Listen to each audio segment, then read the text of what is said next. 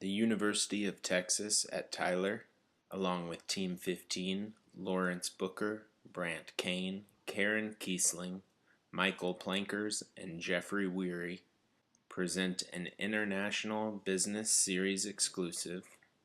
Hello, and welcome to this presentation covering the business system in New Zealand.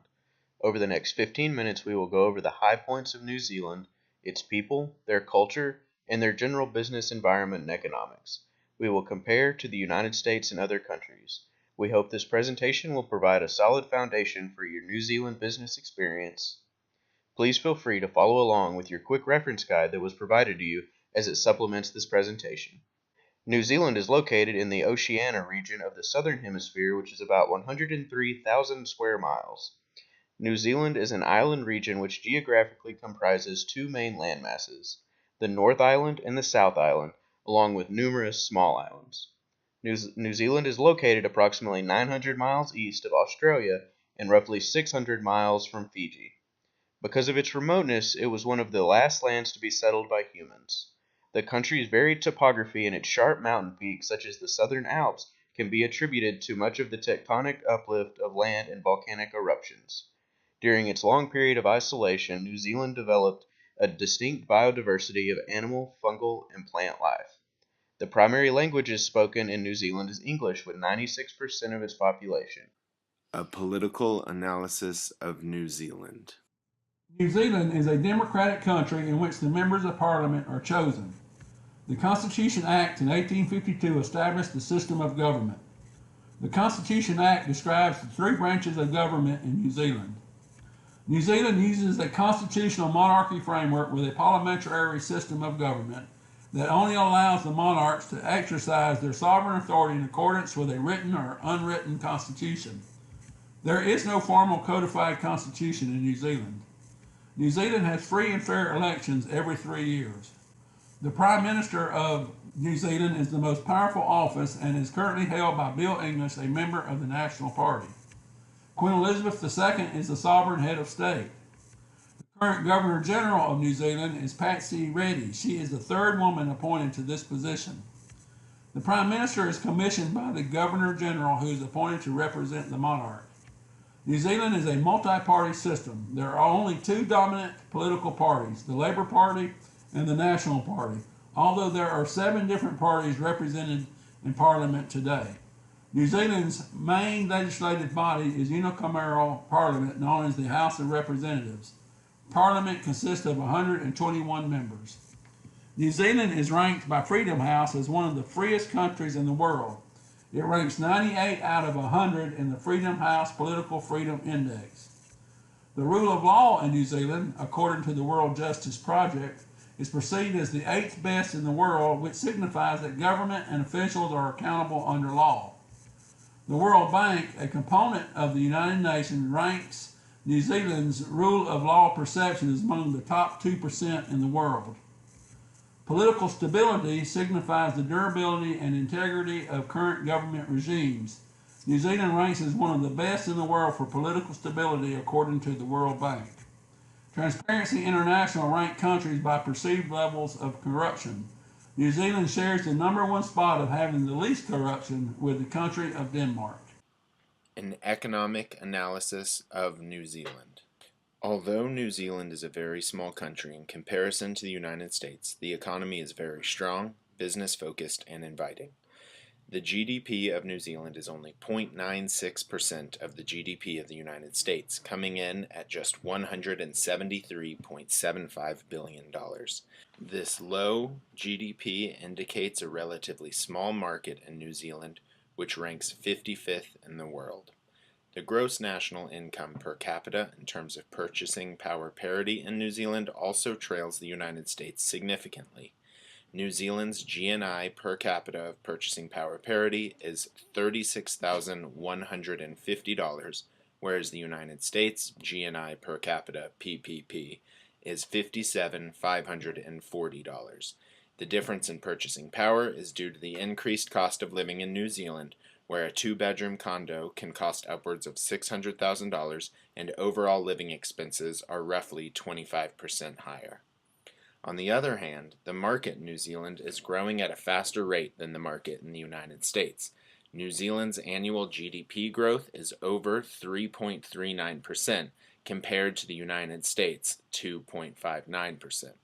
Another interesting item to note on this graph is that during the recession of 2008-2009, New Zealand's growth rate was much less affected than the United States. In fact, New Zealand was one of the countries least affected by the recession 9 years ago. Inflation rates in New Zealand are also at an all-time low at 0.23%. This is a result of very low interest rates that are not expected to rise in the near future, according to the New Zealand banking sector. The New Zealand dollar is the currency and legal tender of New Zealand, as well as 5 other small Pacific territories. Informally known as the Kiwi, the New Zealand dollar is the 11th most traded currency in the world and is currently trading at about 0.73 US dollars for every single one Kiwi. The New Zealand economy is very business friendly. The Heritage Foundation has rated the New Zealand as the 3rd most economically free country in the world, 8 spots higher than the United States and only behind Hong Kong and Singapore. Starting a business in New Zealand is also very easy and efficient. According to the World Bank, it on average only takes 1/2 day to go through the business creation processes, whereas the average in the United States is 5.6 days. The economic freedom provided by New Zealand should make the country very desirable for investment from other countries, but due to its small size and low population, there isn't a steady inflow of foreign direct investment. Each year, FDI inflows range from a positive $4 billion to a negative $200 million.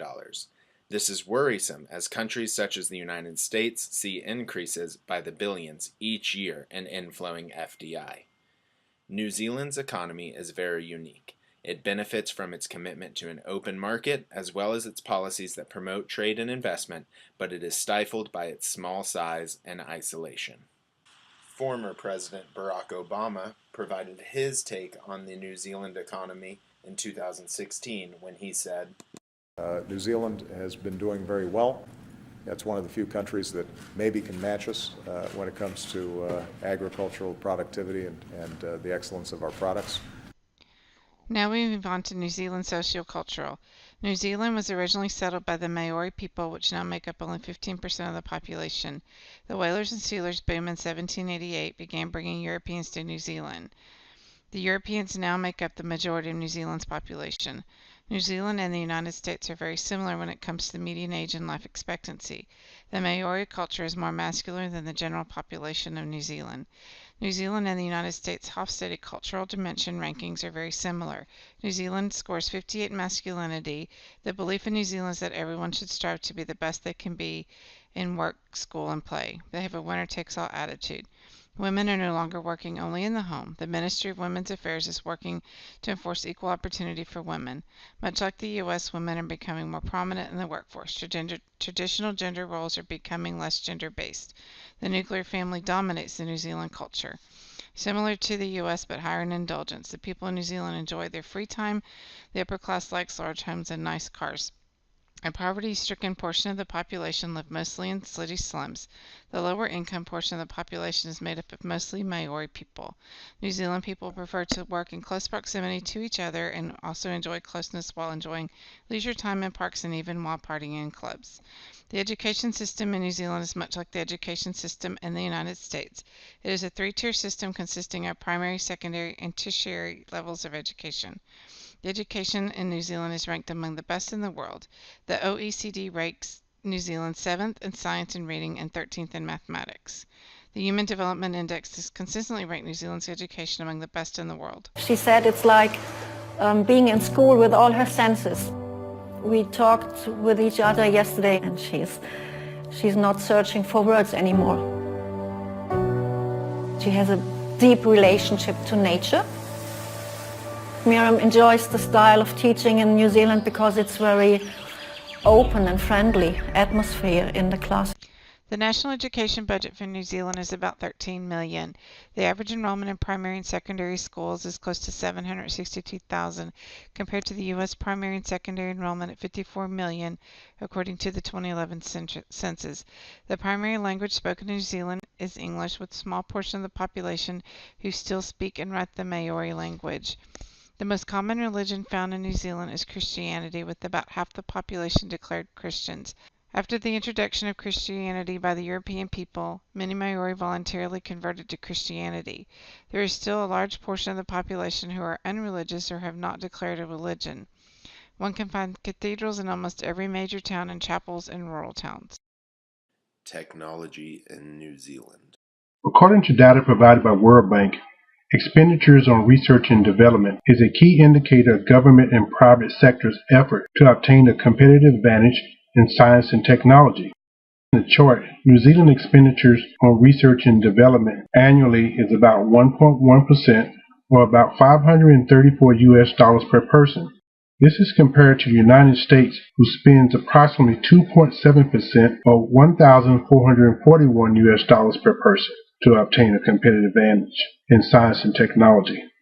From 1997 to 2013, New Zealand had a greater increase of researchers per million people than the United States. New Zealand increased its number of researchers per million people by 31%, 2,203 to 3,224. This is compared to the 21% increase of researchers per million people in the United States, from 3,224 to 4,018. There are signs that New Zealand is changing, as Gerritsen Lanke describes.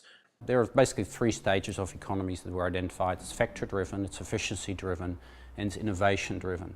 Now, New Zealand is moving from the second to the third phase of that. So another way of saying it is the New Zealand economy is maturing to a more sophisticated level. Environment in New Zealand. According to data found in Yale Environment Performance Indicators, in 2016, New Zealand scored an 88 out of 100 for a global ranking of 11, 15 spots higher than the United States at 26 with a score of 84.76. The chart shows where each country ranked for key categories. Both the United States and New Zealand scored about the same, above 80, for health impacts, air quality, water and sanitation, and water resources. The United States scored higher than New Zealand for agriculture, while New Zealand slightly edged the United States in biodiversity. In spite of both countries being above 80 rankings in most categories, both the United States and New Zealand scored below 40 for fisheries and forests. The legal system in New Zealand. Both New Zealand and the United States legal system is founded in United Kingdom ancestry. Both countries have a common law system conducive to free trade. World Bank ranked nations' regulatory environment conducive to operating at a local business. In 2015, World Bank ranked New Zealand second only behind Singapore in its 189 nation doing business ranking. When looking at the intellectual protection property, United States edged out New Zealand with the overall score of 8.6 versus 7.9. The chart for intellectual property shows New Zealand edging the United States with a property protection score of 8.5 to 7.9, and the United States slightly outscoring New Zealand for copyright protection 8.2 to 8.0.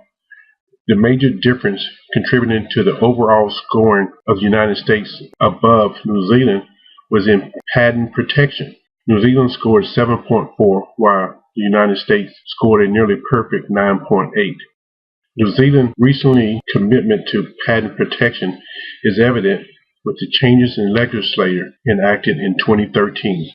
We have covered a lot of information regarding the political, economic, social, technological, ethical, and legal frameworks of New Zealand. In addition to this pestle analysis previously mentioned, a SWOT analysis can be used to gain a better understanding of New Zealand. Strengths include being ranked number 1 in the ease of doing business and an extremely stable political environment, along with very low corruption. Weaknesses include the small market size, being isolated from other countries, and the reliance on imports and foreign investment. Some opportunities include being environmentally focused, a large agricultural sector, and a high GHG footprint per person. Lastly, threats include global warming, overregulation which can affect growth, and the growing economic inequality. Thank you for your time.